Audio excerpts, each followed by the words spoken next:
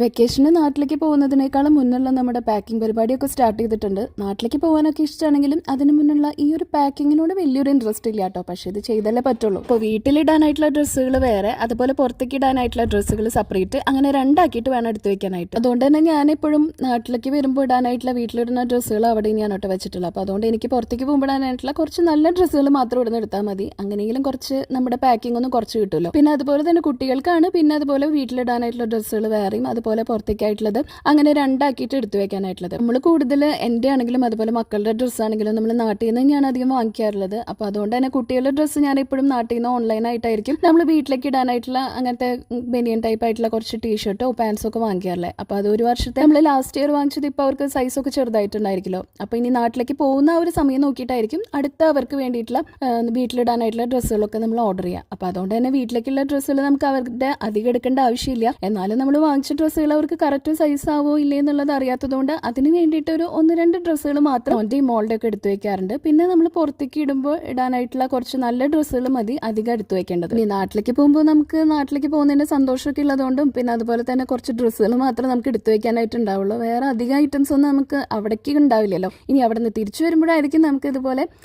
കുറേ എന്താ പറയുക ഫുഡ് ഐറ്റംസ് ആയിട്ടും അല്ലാതെയും ഒക്കെ നമുക്ക് കൊണ്ടുവരാനായിട്ടുണ്ടാവുക. ആ ഒരു പാക്കിംഗ് എന്ന് പറയുന്നത് കുറച്ചധികം വലിയൊരു ടാസ്ക് ആയിരിക്കും. നമ്മൾ പോവാറായതുകൊണ്ട് തന്നെ ഫ്രിഡ്ജിലുള്ള ഐറ്റംസ് ഒക്കെ ഇനി അവസാനിപ്പിക്കുക എന്നുള്ളതാണ് ഇനി അടുത്ത നമ്മുടെ വലിയൊരു ടാസ്ക് എന്ന് പറയുന്നത്. അതുകൊണ്ട് തന്നെ പുതിയതായിട്ടുള്ള നമ്മൾ കൂടുതൽ വെജിറ്റബിൾസോ ഫ്രൂട്ട്സോ ഒന്നും വാങ്ങിക്കണില്ല.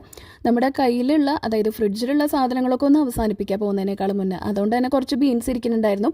അങ്ങനെ ബീൻസൊക്കെ കട്ട് ചെയ്ത് ബീൻസ് ഉപ്പേരിയും അതുപോലെ മീൻ കുറച്ച് വറുക്കാനായിട്ട് വെച്ചിട്ടോ. കറി വയ്ക്കുന്നില്ല. കറി വയ്ക്കുകയാണെങ്കിൽ പിന്നെ അതിങ്ങനെ 2-3 ദിവസത്തേക്ക് ഉണ്ടാവുമല്ലോ. അങ്ങനെ ബീൻസ് ഉപ്പേരിയും അതുപോലെ മീൻ വറുക്കാനായിട്ട് വെച്ചിട്ടുണ്ടായിരുന്നു.